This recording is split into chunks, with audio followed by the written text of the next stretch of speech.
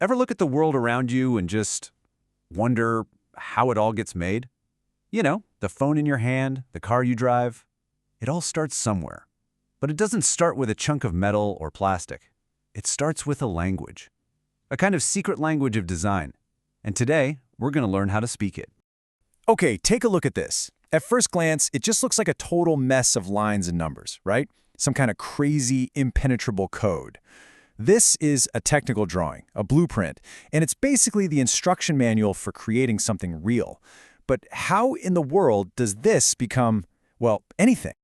I mean, seriously, how do you translate this jumble of flat, two-dimensional views into a solid object you can actually hold? Into an object like this, a fully formed, complex part that actually makes sense. The jump between the two seems massive, almost impossible, but don't worry, we're going to bridge that gap right now.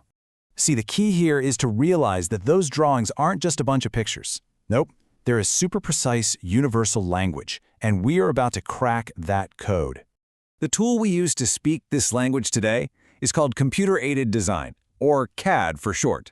Think of it like a digital Rosetta Stone. It lets designers and engineers turn their ideas into these perfect digital instructions, letting them test and tweak and perfect a design with incredible precision before anything is ever built.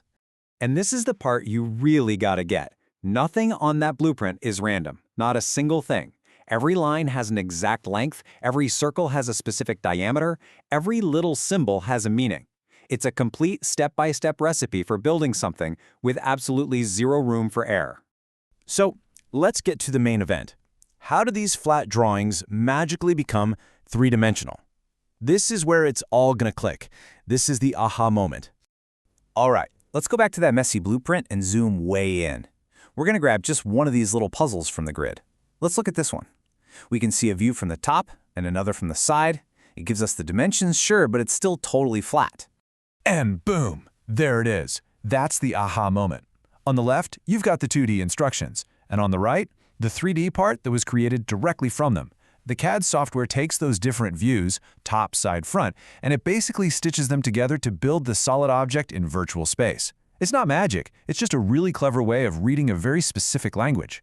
Let's do one more, just to really drive the point home. Okay, here's a different design from that exact same sheet. Kinda looks like two circles connected by a bar with a couple of holes in it. And just like that, the software translates those flat plans into this 3D bracket. See how the flat circles become the curved ends and how the holes go all the way through? Once you see the pattern, you can start to see how the whole sheet gets decoded. But get this language is even smarter than just describing a shape. What do you think this number is? 514.77 grams. It's not just some random detail. That number is the exact weight of the part, calculated by the software before it even exists in the real world. Because the designer also specified the material, in this case 1060 aluminum alloy, the program knows its density and can figure out the precise mass before a single piece of metal is ever cut. How cool is that? So we know these models are incredibly detailed, right down to their weight. But how do designers actually build these complex shapes on the computer to begin with? Well, it usually boils down to just a few fundamental techniques. Think of it like a basic digital toolkit. The three main operations are extrude, which is where you just push or pull a 2D shape into 3D, kind of like pushing dough through a cookie press. Then there's revolve, where you spin a 2D shape around an axis. And finally, sweep or loft, where you guide a shape along a specific path. Let's look at a really clear example of one of these.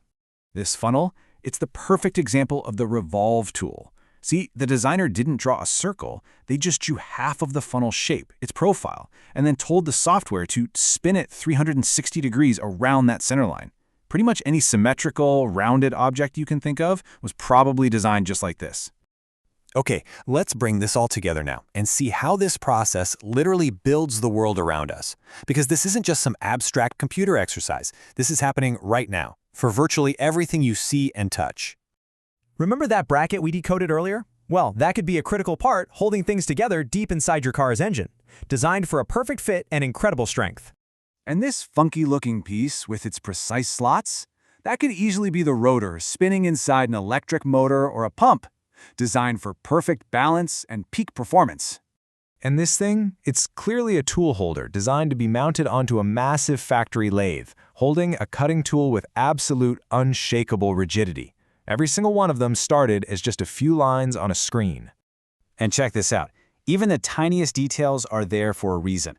This is a note from the actual design files. It explains why those slots exist. They're not for looks. They allow for up to 60 degrees of rotation so the part can be aligned perfectly in a bigger machine.